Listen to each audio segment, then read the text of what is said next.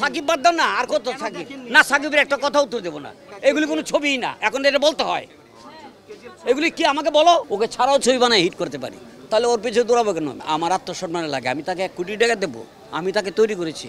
দর্শকদেরকে যতটুকু খুশি করেছে তার থেকে ইন্ডাস্ট্রির প্রডিউসাররা সাফার করেছে। সাকিব একটা হিরো, মানে আনডাউটলি তার মার্কেট আছে ভালো, ওর জন্য চলচ্চিত্র আরও দূরে সরে গেছে, কারণ ওই 4 দিনের শুটিং 15 দিন লাগায়, তো ওর পিছনে ছুটতে ছুটতে টাকা এত খরচ, প্রযোজকরা বলছে না, মানে ওই যতই নোক ছবিতে করতে গেলে যদি আমার 1 কোটি টাকা খরচ হয়, 1 কোটি টাকা বাংলাদেশ থেকে আসবে না, ছবি করবে না, প্রযোজকরা সরে গেছে। আমি তাকে সাকিব খান বানাইছি, অন্য কেউ না।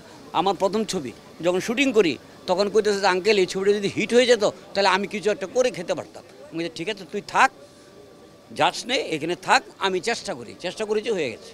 না, ওকে নিয়ে ছবি করবো না, আমার আত্মসম্মানে লাগে, আমি তাকে 1 কোটি টাকা দেবো, আমি তাকে তৈরি করেছি, 1 কোটি টাকা দিয়ে ছবি বানাবো, 90 লক্ষ 80 লক্ষ টাকা, আমি তো দেলোয়ার ঝাঞ্ঝুটে ওকে ছাড়াও ছবি বানায় হিট করতে পারি, তাহলে ওর পিছনে দৌড়াবো কেন? আমি 10 দিনের শুটিং 20 দিনের জন্য দৌড়াবো না তো, আমি তো সিনিয়র পড়েছি, আমাকে যদি ভোগাই দিলে আমার আত্মসম্মান লাগবে, আমাকে করে না।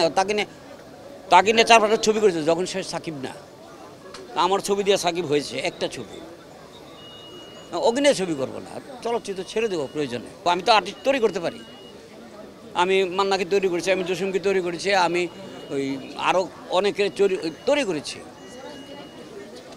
আমার তো প্রয়োজন নাই ওদেরকে। আমি ছবি বানালে আমার গল্পের জন্য মানুষ দেখবে, মোটামুটি হলেও দেখবে। ওকে নিয়ে ঘরে ঘরে দুয়ারে যে ঘুরছে ডান্স ডাইরেক্টর আজিজ রাজা, দুয়ারে আমার ঘরে এসে আজিজ রাজা ডান্স ডাইরেক্টর আমার ঘরে আসছে, সাকিবকে ওখানে দাঁড় করে রাখছে।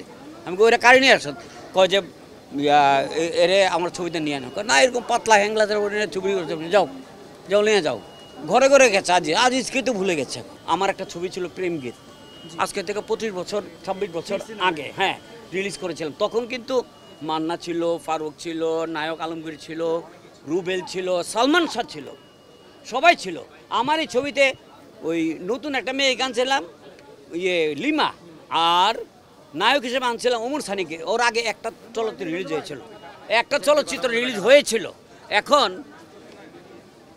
ওই দুজনকে নিয়ে আমি একটা ছবি বানাচ্ছিলাম, ওদের কোনো ভ্যালু নাই, চেনে না। আমি ওই ছবির 1 হলের টাকা দিয়ে আমি 6 তলা একটা বিল্ডিং করেছিলাম প্রেম গীতের।